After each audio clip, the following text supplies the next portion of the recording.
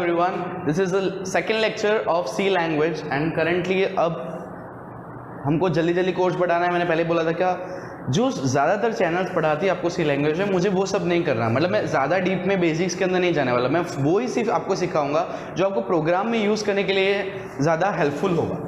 तो हम लोग सबसे पहले अब जाएंगे सबसे पहले ऑपरेटर्स और डेटा टाइप्स के अंदर। आज हम लोग दो मेन चीज़ें सीखेंगे, ऑपरेटर्स और डेटा टाइप्स क्या होते हैं। सी लैंग्वेज के अंदर ऑपरेटर एक बहुत इंपॉर्टेंट रोल प्ले करता है, क्योंकि यहाँ से ही लॉजिक आता है किसी भी प्रोग्राम का। लॉजिक क्या होता है? लॉजिक ये होता है कि भाई अगर तुमको किसी भी प्रोग्राम से लॉजिकली मतलब स्मार्टली कोई भी चीज़ करवानी है शॉर्ट टाइम, या मैंने पहले ही बोला था शॉर्ट टाइम शॉर्ट कोड के अंदर जितना आपको करना है, जितनी कम मेमोरी होगी, तो वो सब चीज़ें लॉजिक के यूज़ में होगी। मतलब लॉजिक के बिना भी हम बहुत कुछ कर सकते हैं, पर फिर भी लॉजिक के साथ बहुत स्मार्टली और शॉर्ट वर्क हम लोग कर सकते हैं। तो ऑपरेटर्स के अंदर मेन है ना 7 ऑपरेटर्स है, वैसे तो 8 है, स्पेशल ऑपरेटर आता है पर वो ज़्यादा इंपॉर्टेंस नहीं रखता हमारे में।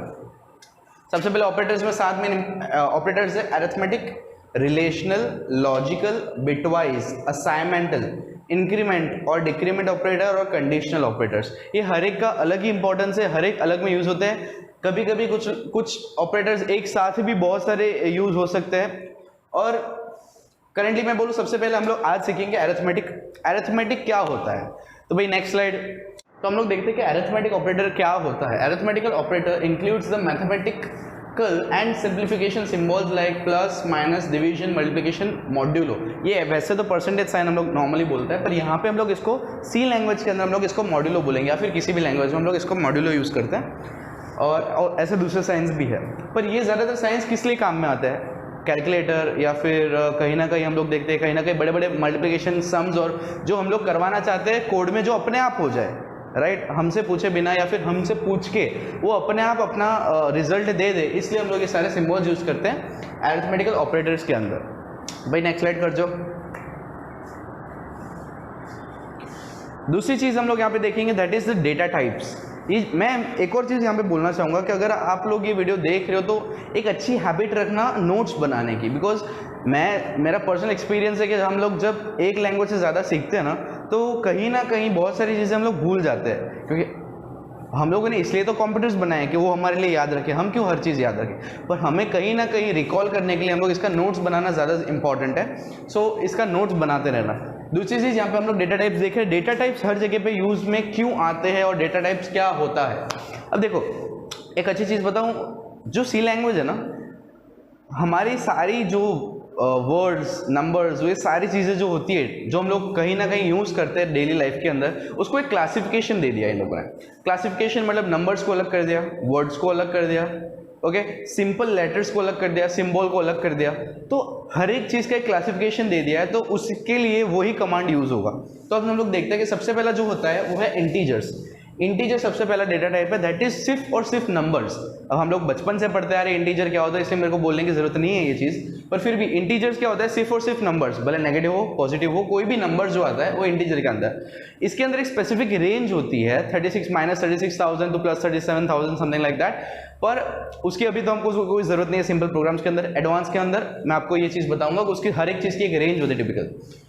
उसके लिए मैंने यहाँ पे क्या दिया है? शॉर्ट फॉर्म, एक शॉर्ट कीवर्ड, इसको हम लोग बोलेंगे कीवर्ड्स, जो ऑलरेडी प्री डिफाइंड है सी लैंग्वेज के अंदर। ओके, तो अब क्या करेंगे हम लोग इंटीजर के अंदर, जब भी प्रोग्राम के अंदर हम लोगों को इंटीजर यूज करना है तो हम लोग इंट यूज करेंगे, पूरा इंटीजर यूज नहीं करेंगे, फाइन। तो हम लोग इंट यूज करेंगे उसके लिए। और यहाँ पे मैंने दिया हुआ उसका सिंबल्स हर एक जगह पे, वो तो मैं वैसे भी आपको प्रोग्राम में दिखाऊंगा कि ये सिंबल कहाँ पे यूज होता है, पर हमको अभी के लिए ये याद रखना जरूरी है कि किस चीज़ के लिए कौन सा सिंबल होता है। यहाँ पे परसेंटेज डी है, ओके, यहाँ पे परसेंटेज डी है हमारे लिए। नेक्स्ट जो आता है data type that is float, और फ्लोट का शॉर्ट फॉर्म है फ्लोट, क्योंकि शायद उनको इनसे छोटा मिला नहीं होगा कुछ करने के लिए, इसलिए उन लोगों ने फ्लोट ही रख दिया। तो उसका यहाँ पे हम लोग फ्लोट यूज करेंगे, उसका है परसेंटेज एफ सिंबल है। तीसरा होता है कैरेक्टर्स। अब वैसे फ्लोट किस लिए यूज होता है? फ्लोट हमेशा पॉइंट मतलब डेसिमल चीजों के लिए यूज होता है। पॉइंट के अंदर हम लोगों को जितना भी लाना है, जब अगर हम लोग इंटीजर यूज करते हैं तो सिर्फ इंटीजर ही आएंगे, पॉइंट वैल्यूज या फ्रैक्शनल वैल्यूज उसके अंदर नहीं आ सकते, हम लोग यूज नहीं कर पाएंगे और प्रोग्राम रीड भी नहीं करेगा उस चीज को, ना फिर डिस्प्ले करेगा। तो इसलिए हम लोग यूज करेंगे फ्लोट डेटा टाइप को। जब भी हमको पॉइंट में परसेंटेज लाना है या कुछ भी चीज लानी है पॉइंट के अंदर, रेशियो लाना है, तो हम लोग इसका यूज करेंगे डेसिमल्स के लिए। फिर होता है कैरेक्टर। कैरेक्टर जिसको बोलते हैं एक सिंपल छोटी सी मैं बोलूँ एक सिंपल वर्ड तो नहीं बोल सकते, एक लेटर, जैसे A to Z का जितने भी अल्फ़ाबेट्स होते हैं उसका कोई भी एक लेटर A या B या C, हमको जो भी सिर्फ एक सिंपल लेटर चाहिए उसके लिए कैरेक्टर होता है, बराबर। उसके लिए हम लोग कैरेक्टर यूज़ करेंगे, उसके लिए %C है। और उसके बाद इन लोगों को लगा कि भाई एक कैरेक्टर का तो कोई काम नहीं है, ज़्यादा चाहिए होंगे, तो अब क्या कर सकते हैं, तो उन लोगों ने स्ट्रिंग डिफाइन किया। स्ट्रिंग के लिए होता है, यहाँ पे भी हम लोग कैरेक्टर ही लिखेंगे क्योंकि उसका ही प्री डिफाइंड सब कैरेक्टर चीज़ है, सब है, ओके। तो उसके लिए हम लोग यहाँ पे कैरेक्टर यूज करें, यहाँ पे %S हो जाता है, C के जगह पे यहाँ पे %S होगा। और स्ट्रिंग किस लिए यूज होगा कि बड़ी वर्ड्स या सेंटेंसेस लिखने के लिए हम लोग स्ट्रिंग यूज करते हैं, जैसे कि मेरा नाम, किसी का नाम, एड्रेस होता है, कुछ भी आपको जो भी लिखना है अल्फाबेटिकली वो सारा स्ट्रिंग के अंदर स्टोर हो सकता है। ओके फाइन, ठीक है, चलो ओके। और अब हम लोग जाते हैं सबसे पहले प्रोग्राम के अंदर। ये प्रोग्राम मैंने पहले भी दिखाया हुआ, शायद आपको, आपने देखा होगा कि फर्स्ट लेक्चर के अंदर भी मैंने प्रोग्राम किया था, क्योंकि सबसे पहला और सबसे सिंपल प्रोग्राम है। पर ये जो बेसिक स्ट्रक्चर है ना, जैसे आप बनाना सीख जाओगे ना, सारे प्रोग्राम्स के बेसिक स्ट्रक्चर अपने आप होने, फिर आपको क्या लिखना है बीच में, सिर्फ लॉजिक, ठीक है। तो ये मैंने ऑलरेडी आपको समझा चुका हूँ। 2 हेडर फाइल्स है, वॉइड मेन मतलब फंक्शन होता है हमारा, उसके बाद यहाँ पे printf में मैंने हेलो लिखा है। अब देखो printf क्या करता है, ये एक कमांड है, उसको याद रखना है, कीवर्ड है हमारा। printf क्या करता है, तो printf किसी भी चीज को, जो भी आप लिखना चाहते हो, बोले अल्फाबेट है, नंबर है, या कुछ भी है, उसको डायरेक्टली कंसोल विंडो पे प्रिंट करने का काम करता है। अब कंसोल विंडो क्या होता है, जहां पे हमको अपना आउटपुट मिलता है, हमने जो भी लिखा या जो भी हम करना चाहते हैं उसका आउटपुट हमको कंसोल विंडो के अंदर मिलता है, ठीक है। तो हमको जो भी चीज डायरेक्टली सिर्फ और सिर्फ प्रिंट करवानी है वो यहाँ पे printf में मिलेगा। उसका भी सिंटेक्स अलग होता है, हर एक चीज का सिंटेक्स मैं वर्ड यूज करूंगा। सिंटेक्स होता है लिखने की रीत, जिस तरीके से हम लोग लिखते हैं, टेक्निक जो लिखने का होता है उसको सिंटेक्स बोलते हैं। तो यहाँ पे क्या है, printf ब्रैकेट ओपन कर ली, यहाँ पे इन्वर्टेड कॉमा है। इस चीज का भी ध्यान रखना कि 2 इन्वर्टेड कॉमास के बीच में जो लिखा होगा वही प्रिंट होगा, उसके बाहर वाली कोई भी चीज प्रिंट नहीं होगी। तो यहाँ पे मैंने 2 इन्वर्टेड कॉमास करके हेलो किया है। मैंने यहाँ पे स्पेस छोड़ी क्योंकि मुझे अपना आउटपुट सेंटर में चाहिए, राइट। जो जितनी मैंने यहाँ पे स्पेस छोड़ी होगी वही स्पेस मुझे कंसोल विंडो के अंदर भी देखेगी। फिर होता है यहाँ पे, मैंने यहाँ पे एक और चीज यूज की है, दूसरा printf लगा के /n क्यों चाहिए होता है, /n क्या होता है, जब आप एक ही साथ 2-3 printf यूज करोगे और आपको लाइन बाय लाइन आपका आउटपुट चाहिए, जैसे पहला हुआ आपका नाम, दूसरा हुआ आपकी एज, या तीसरा हुआ कुछ और चीज आपको जो भी लिखनी है, एड्रेस लिखना है। पर अब ये जो है, अगर आप सिर्फ printf लिखोगे तो वो सब एक ही लाइन में आएगा, पर आपको हमको ऐसा थोड़ी चाहिए, लाइन बाय लाइन चाहिए ना। तो ये लाइन ब्रेकर का काम करता है। /n मतलब लाइन ब्रेक हो जाएगी, यहाँ पे पहली लाइन शुरू तो हुई पर यहाँ पे ब्रेक हो गई। अब जो दूसरा हेलो लिखा हुआ आएगा वो सेकंड लाइन के अंदर आएगा, इसकी वजह से आपको लाइन ब्रेक करने का मौका मिल जाता है। अब हम इस प्रोग्राम को रन करेंगे। अब रन करने का याद है, पता है क्या है, कंट्रोल F9, कंपाइल होता है ऑल्टर F9, रन होता है कंट्रोल F9। अब हम लोग कंट्रोल F9 करते तो आपको डायरेक्टली आपका आउटपुट दिखाई देगा। भाई करो तो एंटर, पोज कर, ठीक है। तो हम लोग, ये हमारा कंपाइल हो गया, यहाँ पे हेलो लिखा हुआ दिख रहा है आपको क्लियरली, ठीक है ना। ये हमारा आउटपुट है। मैंने क्या बोला था, जो हमको प्रिंट कराना है वो डायरेक्टली ही प्रिंट हो जाएगा। जो जिस तरीके से मैंने फर्स्ट लेटर कैपिटल लिखा था, उसके बाद सारे स्मॉल लिखे थे, वैसा का वैसा प्रिंट हुआ। अब ये चीज मैं आपको बताता हूँ, जब कोई चीज हम लोग आपको प्रिंट करते ना, तो वो केस सेंसिटिव नहीं होता। डबल ब्रैकेट के अंदर जो डबल इन्वर्टेड कॉमास का हम लोगों ने किया, उस 2 इन्वर्टेड कॉमास के अंदर केस सेंसिटिव नहीं होता। आप किसी भी तरीके से कुछ भी लिखना चाहते हो आप लिख सकते हो। हम लोग एक और चीज आपको देखेंगे, भाई बैक जाओ, ये गेट को हटा दो प्लीज, गेट ch को हटा दो। मैंने आपको एक चीज बताई थी कि गेट ch अगर हम लोगों ने नहीं लिखा तो क्या होता है, राइट। ये मैं आपको करके दिखाऊंगा। रन प्लीज, देखो क्या हुआ, वापस करना, क्या हो रहा है। इसका मतलब ये नहीं होता कि रन नहीं हो रहा है, एरर्स नहीं है, रन हो रहा है, पर वो होल्ड नहीं कर पा रहा है इस चीज को। ब्लैक स्क्रीन आ रही है पर वो होल्ड नहीं कर पा रहा है। उस होल्ड कराने के लिए, हमको आउटपुट देखने के लिए हमको गेट ch लिखना बहुत जरूरी होता है। गेट ch लिख दो, फिर वापिस डबल ब्रैकेट सेमीकोलन, अब रन करो वापिस, देखो अब रन हो गया। अब ये स्क्रीन जो होल्ड हुई, ये आपके लिए स्क्रीन होल्ड होगी। अगर आप अब कोई की टाइप करते हो फिर ही वो यहां से बाहर जाएगा। जैसे मैंने अभी एंटर टाइप किया, एंटर, तो बाहर आ गए वापस। तो इस तरीके से ये वर्क करता है। हम लोग यहाँ पे एक दूसरा प्रोग्राम देख रहे हैं। यहाँ पे हम लोग अब ऑपरेटर का यूज कर रहे हैं, अरिथमेटिक ऑपरेटर का। ठीक है, तो अरिथमेटिक ऑपरेटर में मैंने सबसे पहले डेटा टाइप्स और अरिथमेटिक क्यों साथ में लिए एक लेक्चर में, उसका रीजन है क्योंकि दोनों का यूज यहाँ पे साथ में होगा। ठीक है, तो सबसे पहले हम लोग ना ऑपरेटर के लिए हम लोग पहले डेटा टाइप लेते हैं। सबसे पहले हम लोगों को नंबर्स का, क्योंकि अरिथमेटिक जो होता है वो एडिशन, मल्टीप्लिकेशन और मैथमेटिकल टर्म्स होता है, तो उसका सबसे पहले यूज होगा नंबर्स। तो नंबर्स के लिए हम लोगों ने लिया इंटीजर। इंट का शॉर्ट फॉर्म मैंने लिखा था, याद है। यहाँ पे मैंने क्या किया है, अब हम लोग किसी भी चीज को नंबर देने के लिए हमको कहीं भी एक नाम देना होगा। जैसे हर एक इंसान की एक वैल्यू होती है, वैसे हर एक नंबर की भी वैल्यू होती है। वैसे हर एक इंसान की वैल्यू नहीं होती, पर फिर भी हर एक नंबर की हम लोग एक वैल्यू देंगे, एक अल्फाबेट की। तो हम उस अल्फाबेट को क्या बोलेंगे, वेरिएबल्स। अब अल्फाबेट आप A to Z कोई भी ले सकते हो, कैपिटल स्मॉल आप कुछ भी ले सकते हो, रियली डजंट मैटर। पर उसके अंदर की जो वैल्यू होगा उसका हम लोग सिंप्लीफिकेशन या मैथमेटिकल टर्म्स के साथ हम लोग जो करना होगा कर सकते हैं, लेकिन उसके लिए हमको यहाँ पे पहले वेरिएबल्स लेने पड़ेंगे। एक और चीज बता दूं, वेरिएबल का ऐसा कोई कांस्टेंट चीज रूल नहीं होता कि आप सिर्फ एक ही लेटर का लो। आप पूरा नाम भी ले सकते हो, आप पूरा कुछ भी ले सकते हो, पर नंबर नहीं ले सकते, सिर्फ अल्फाबेट्स ही ले सकते हो। तो अल्फाबेट्स के अंदर से मैंने सबसे पहले A, B और C अल्फाबेट्स मतलब 3 वेरिएबल्स डिक्लेयर किए। 3 वेरिएबल्स डिक्लेयर किए, यहाँ पे मैंने डायरेक्टली उसको वैल्यू दे दिए। अब किसी भी चीज को वैल्यू देने के लिए हम लोग उसका इक्वल्स टू लेके उसके बाजू में उसकी वैल्यू लिखते हैं, और हम लोग C लैंग्वेज के अंदर value right to left transfer करते हैं। जैसे ये वैल्यू है राइट में, इसके इक्वल्स टू के लेफ्ट साइड में जो वेरिएबल होगा वहां पे उसकी वैल्यू ट्रांसफर हो गई। मतलब A की वैल्यू हो गई 10, यहाँ पे मैंने कॉमा किया है। कॉमा क्यों किया है, क्योंकि हम लोग एक ही टाइम, अगर हम लोग एक ही यहाँ पे इंटीजर नाम का डेटा टाइप ले रहे हैं, तो हम लोग एक साथ एक से ज्यादा वेरिएबल को एक ही लाइन में डिक्लेयर कर सकते हैं, क्योंकि हमारा रोल तो यही है कि शॉर्ट करना है हमको, बहुत लंबा नहीं करना। तो एक ही लाइन में मुझे लेना है यहाँ पे। तो मैं क्या कर रहा हूँ, कॉमा किया फिर दूसरा लिया। इसका एक गोल्डन रूल ये है कि आप एक ही डेटा टाइप का एक साथ ले सकते हो। पहले आपने वैल्यू ली इंटीजर की, उसके बाजू में आप फ्लोट ले रहे हो, ऐसा नहीं चलेगा। एक साथ एक ही लाइन में तभी होगा जब वो सारे डेटा टाइप्स एक ही डेटा टाइप से रिजेम्बलेंस रखते हो। तो A है, A इक्वल्स टू 10 मैंने वैल्यू दी, फिर कॉमा किया। B इक्वल्स टू भी 10 मैंने वैल्यू दी दोनों को, फिर कॉमा किया। और C को मैंने एम्प्टी रखा है। C को एम्प्टी इसलिए रखा है क्योंकि मैं आपको दिखाता हूँ आगे। यहाँ पे मैंने क्लियर स्क्रीन किया, अब मैंने C को यहाँ पे यूज किया।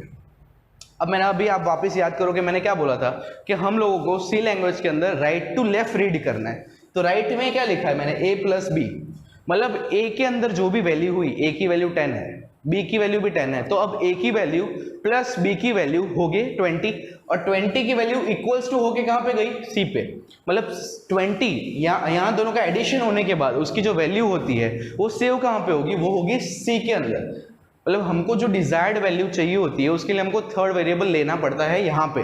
दूसरे भी टेक्निक से मैं आपको दिखाता हूँ, और करेंटली यहाँ पे हम लोग थर्ड वेरिएबल लेके उसके अंदर वैल्यू स्टोर करवा रहे हैं। तो C लिया। अब हमको अगर हमारी वैल्यू चाहिए प्रिंट करवानी है, तो हमको प्रिंट किसको करवाना है, C को।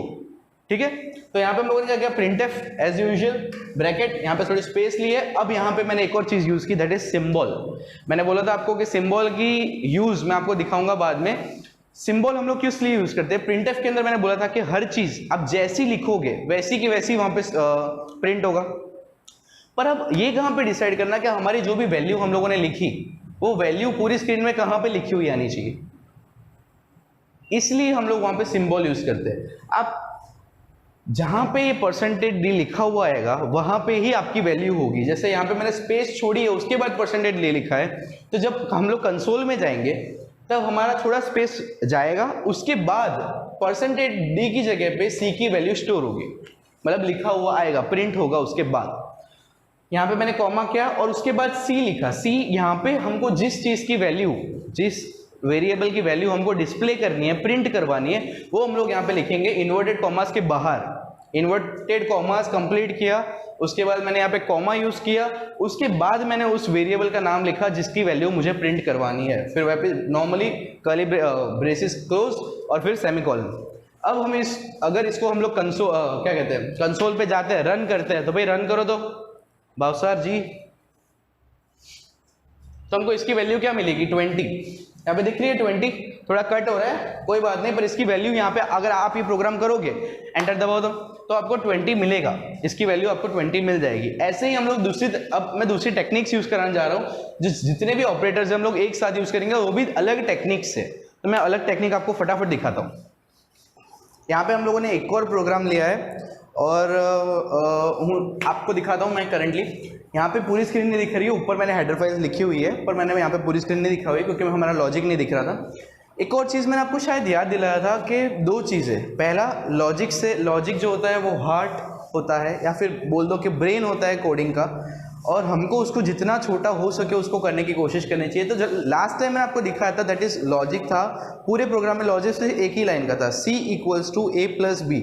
लेकिन मुझे अगर उससे भी छोटा करना है तो मैं क्या कर सकता हूँ, तो मैंने क्या किया पता है, यहाँ पे सिंपल सेम A और B, क्योंकि मुझे तीसरा वेरिएबल अब लेना ही नहीं है, मेरे को सिर्फ दो वेरिएबल से करना है, तो मैं दो वेरिएबल से कैसे एडिशन करवा सकता हूँ, जबकि मैं तीसरे वेरिएबल में तो स्टोर ही नहीं करवा सकता अपनी वैल्यू, मतलब तीसरा वेरिएबल तो मैंने लिया ही नहीं है, तो मैं कैसे कर सकता हूँ। तो उसका एक छोटा सा ट्रिक है, दैट इज मैंने यहाँ पे क्या किया, प्रिंटफ लिया, यहाँ पे ही जहाँ पे हम लोग अपनी वैल्यू रखते थे, जिस चीज़ को हमको प्रिंट करवाना था, जैसे कि C को, क्योंकि उसके अंदर हमारा आंसर छुपा हुआ था, वहाँ पे ही मैंने डायरेक्ट एडिशन कर दिया A + B, फिर भी आंसर वही आएगा, वो चेंज नहीं होगा, आंसर वही रहेगा और वो चेंज नहीं होगा। मतलब पता चला आपको, हमको तीसरी लाइन लिखने की जरूरत ही नहीं है। मतलब हम लोग पहले क्या करते थे, प्रिंट अलग करते थे, लॉजिक अलग लिखते थे, पर अब तो मैंने प्रिंट के अंदर ही लॉजिक डाल दिया, दैट इज सिंपल।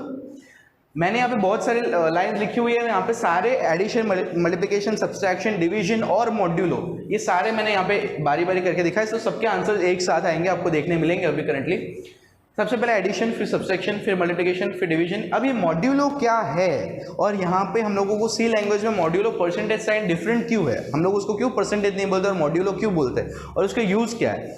मॉड्यूलो हम लोग बोलते हैं, उसको रिमाइंडर बोलते ना, डिवीजन के अंदर हम लोग जो दो नंबर्स का डिवीजन करते थे उसमें आपको पता है नीचे रिमाइंडर आता है, मतलब 2/2 करोगे तो रिमाइंडर 0 रहेगा, ठीक है, 3/2 करोगे तो रिमाइंडर 1 रहता है। तो वो रिमाइंडर जो हमको आंसर चाहिए होता है वो हम लोग मॉड्यूलो यूज करेंगे यहाँ पे उसके लिए, वो रिमाइंडर के लिए। और लास्टली मैंने यहाँ पे एक और चीज यूज की है, दैट इज फ्लोट। पहले ही मैंने बोला था कि एक ही लाइन के अंदर दो डेटा टाइप्स नहीं आ सकते, अगर मुझे दूसरा डेटा टाइप यूज करना है तो मुझे इंटीजर को छोड़ के फ्लोट यूज करना पड़ेगा, ठीक है। अब हम लोग यहाँ पे फ्लोट यूज करते हैं, फ्लोट में मैंने दो और वेरिएबल्स ले लिए, that is C and D, दोनों की वैल्यू लिए 2.3 दोनों की वैल्यू है। और मैंने यहाँ पे लास्ट लाइन में प्रिंट में क्या करवाया है, सेम एज ऊपर C × D, मतलब C और D का मल्टीप्लिकेशन करवा दिया, लेकिन वो पॉइंट की वैल्यू है, इंटीजर और पॉइंट की वैल्यू में फर्क होता है, इसलिए मैंने उसको अलग लिया है। और यहाँ पे एक छोटी सी मिस्टेक हो गई है, भावसर जी है वहाँ पे, यहाँ पे %D की जगह %F कर दो प्लीज। और मॉड्यूलो को हम लोग और भी आगे बहुत सारी चीज़ों में यूज़ करेंगे, जैसे कि प्राइम नंबर्स ढूंढने के लिए या फिर इवन ऑड ढूंढने के लिए, और बहुत सारी चीज़ों में यूज़ होती है। और यहाँ पे मैंने %F करवा दिया। अब ये प्रॉपर है क्योंकि मैंने बोला था कि फ्लोट के लिए हम लोग जो सिंबल यूज़ करेंगे वो %F होता है, ठीक है। अब इस चीज़ को हम लोग कंपाइल या रन करवाते हैं, चलो रन करवाओ भाई। और रन का याद है ना, Ctrl F9, जिससे रन होगा। देखो यहाँ पे बारी बारी सारी वैल्यूज आ गई। अब मैं आपको दिखाता हूँ कि कौन सी वैल्यूज है। पहली वैल्यू है 20, क्यों, क्योंकि हम लोगों ने A + B करवाया था, तो 10 + 10 20 होता है। दूसरा होता है माइनस, मतलब सब्सट्रैक्शन कराया था, A - B, 10 - 10, यहाँ पे 0 आ गया, ठीक है। तीसरा था जो हम लोगों ने कराया था, मल्टीप्लाई करवा था, 10 × 10 100 हो गया। चौथा हम लोगों ने डिवाइड किया था, 10 / 10 दैट इज 1 हो गया। लास्ट हमने मॉड्यूलो लिया हुआ था। यहाँ पे मॉड्यूलो मैंने बोला था कि रिमाइंडर होता है, अब 10 / 10 करोगे तो रिमाइंडर 0 ही रहता है, ठीक है, तो उसका भी आंसर 0 आ गया। और जो उसके बाद मैंने कराया था वो था multiplication, that is 2.3 into 2.3 float में, तो उसका वैल्यू आ गया ये। मैंने क्या बोला था, पॉइंट में, मतलब अगर हम लोग मल्टीप्लीकेशन और डिवीजन भी पॉइंट में कर रहे हैं, एडिशन सब्सट्रैक्शन कुछ भी कर रहे हैं, तो उसका आंसर भी पॉइंट में ही आएगा। तो आपको डेसिमल में नंबर दिख रहा है यहाँ पे। और ये होता है यूज फ्लोट का। ऐसे दूसरे भी डेटा टाइप्स होते हैं जैसे लॉन्ग, डबल, और वो सब कैसे काम में आते हैं कि भाई वो सब यूज के अंदर आते हैं अलग अलग रेंज के मुताबिक। मैंने पहले बोला था हर एक डेटा टाइप की रेंज होती है, जैसे इंटीजर की रेंज अलग होती है, फ्लोट की अलग होती है, लॉन्ग की अलग होती है, डबल की अलग होती है, और बहुत सारे दूसरे भी डेटा टाइप्स है जिसकी अलग अलग रेंज होती है, और रेंज के मुताबिक उनको यूज़ करना होता है। लेकिन बेसिक लैंग्वेज के अंदर हमको इतनी सारी ज़रूरत नहीं पड़ेगी। हम लोग बेसिक नंबर्स, मतलब 36,000 से ऊपर तो आपको लेना नहीं है, जो लेना है 1000 2000 में अपना काम हो जाता है। आपने क्या गरीब मानस किया। तो करंटली आटलू थोड़ा इतना करने के बाद अब लास्टली मैं आपको कुछ चीज़ें बताऊंगा यहाँ पे जो मैंने आपको पहले नोटिफाई नहीं करवाई थी। स्लैश एन यहाँ पे यूज़ किया था। दूसरी चीज़ आपने नोटिस की हो छोटी सी, दैट इज जो सारे नंबर थे वो भी लाइन के अंदर थे, एक के बाद एक के बाद एक के बाद एक के बाद एक। वो क्यों था? क्योंकि मैंने हर लाइन के पीछे स्लैश एन लगाया हुआ है, that is a line breaker. मैंने हर एक लाइन के बाद यहाँ पे ब्रेक कर दिया था और यहाँ पे आगे स्पेस छोड़ी क्योंकि मुझे आंसर सेंटर में चाहिए था और तो कुछ नहीं। और यहाँ पे मैंने स्लैश एन सब में यूज़ किया है, दैट इज हर एक लाइन के बाद ब्रेक हो रहा है वो लाइन में आएगा आपका आंसर, अगर वरना वो एक ही लाइन में आता। पता चला? अब हम लोग अब नेक्स्ट लेक्चर में मिलेंगे और भी कुछ चीज़ों के लिए। अब मैं आगे आपको, अब देखो एरिथमेटिक तो मैंने आपको दिखा दिया, अब इसके अलग अलग आपको सम्स करने हैं, मल्टीप्लिकेशन, डिवीजन, आपको जो करवाना है आप इसके साथ करवा सकते हो। मैंने यहाँ पे 2 वेरिएबल लिए, आप 2 से ज़्यादा ले सकते हो, ऐसा कोई रूल नहीं है कि आप 2 ही ले सकते हो। आप बहुत जितना लेना हो लो, लॉजिक जितना यूज़ करना हो करो। यहाँ पे हम लोग बेसिक सिखा रहे हैं, आगे की जो वीडियोस आएंगे मैं आपको हार्ड सम्स और हार्ड प्रोग्राम के बारे में ले जाऊंगा, वहाँ पे आपको बहुत यूज़ होगा इन सब चीज़ों का, जहाँ पे हम लोग बहुत सारी चीज़ें कॉम्प्लेक्स के अंदर प्रोग्राम सॉल्व करेंगे। पर बेसिक्स के लिए इतना काफ़ी सीखने के लिए। अरिथमेटिकल ऑपरेटर हम लोग यहाँ पे खत्म करते हैं। नेक्स्ट ऑपरेटर्स हम लोग स्टार्ट करेंगे। डेटा टाइप्स आगे भी यूज़ होंगे, जैसे कि स्ट्रिंग है, कैरेक्टर है, वो आगे यूज़ होंगे जब हम लोग इनपुट आउटपुट फंक्शन के जाएंगे। नेक्स्ट लेक्चर हमारा होगा इनपुट आउटपुट फंक्शंस कैसे यूज़ करते हैं, मतलब यूज़र से हम लोग अपनी डेटा कैसे लेते हैं। Very interesting, definitely. और मैं एक और चीज़ लास्ट में आपको बोलना चाहूँगा कि मैं जो लेक्चर ले रहा हूँ वो बेसिकली हिंदी में ले रहा हूँ, राइट, क्योंकि ज़्यादातर लोगों को, सिर्फ हमारे गुजराती भाइयों को ही गुजराती अच्छे से फाती है, बाकी सब लोगों को हिंदी फाती है। इसलिए मैंने मतलब इंडियन नेशनल लैंग्वेज में मैंने लिया है। लेकिन मेरा एक फ्रेंड है जो इसी चैनल पे हम लोग रख रहे हैं गुजराती के अंदर वीडियोस, तो जिसको मदर टंग गुजराती है वो गुजराती में भी देख सकता है। ठीक है, ये आपके ऊपर डिपेंड करता है। कंटेंट सेम रहेगा, लेक्चर्स भी सेम रहेंगे। हर एक लेक्चर के अंदर हमने जो पोर्शन लिया है, कट आउट करके रखा है, वो भी दोनों का सेम रहेगा और वो भी बहुत ही अच्छा समझाता है। मेरे तो इतना अच्छा नहीं, बस समझा लेता है। ठीक है, तो अब क्या करते हैं हम लोग कि आपको और आपके फ्रेंड्स को अगर हिंदी समझ में नहीं आ रही है, कुछ इश्यूज़ आ रहे हैं, तो आप अपनी मदर टंग अपने गुजराती के अंदर भी सीख सकते हैं। और हम लोगों ने ये इनिशिएटिव इसलिए लिया है क्योंकि ज़्यादातर लोग जो गुजराती में समझाते हैं उनकी गुजराती थोड़ी वियर्ड होती है। From my side I tell you, मुझे बहुत वियर्ड लगती है क्योंकि I don't know why whatsoever. अगर आपको अच्छा लगता है तो इसी चैनल के ऊपर प्रज्ञेश त्रिवेदी के वीडियोस ज़रूर देखना और मेरे वीडियोस भी देखना। अपने फ्रेंड्स को रिकमेंड करना कि भाई सी लैंग्वेज का इंपॉर्टेंस क्या है और यहाँ पे सिखा रहे हैं फ्री में, तो सीख लो यार, वरना आप बाकी जगह कितनी फीस भरोगे। और लास्टली इस वीडियो को लाइक, सब्सक्राइब और शेयर करना मत भूलना। नेक्स्ट लेक्चर में मिलते हैं।